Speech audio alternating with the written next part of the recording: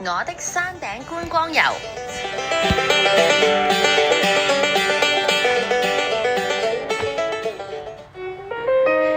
文希、欣樂同埋我上一次交俾老師嘅環保專題報告好出色啊，所以咧老師今日喺班房入面特別讚賞咗我哋啊。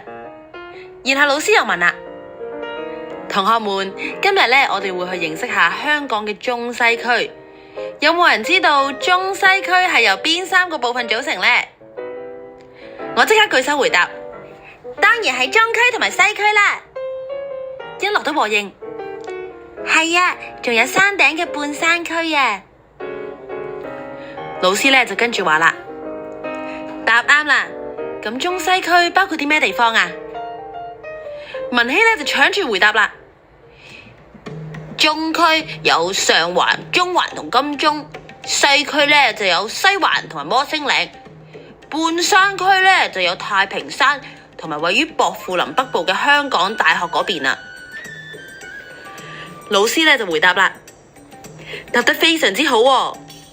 中西區係香港最早發展嘅地區嚟㗎，亦都係香港開埠至今嘅行政同埋商業中心。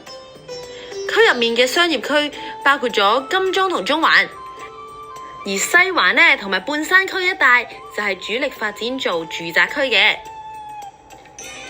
我好好奇咁問啦，點解中環同埋金鐘會係商業區嘅？文希咧就嘗試回答啦，係咪因為中區冇位起屋啊？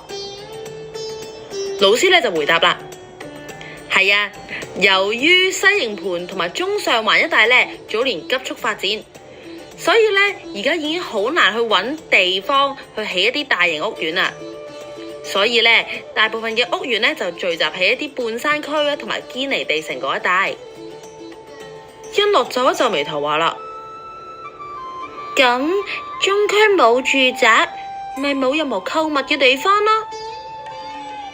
我就回答啦，咁梗係唔會啦，我去過中環嘅置地廣場同埋金鐘嘅太古廣場等等嘅大型商場㗎。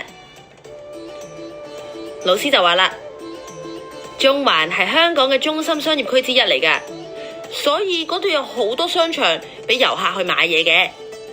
另外，山頂同埋西區都有幾個商場，方便嗰區嘅市民去消費㗎。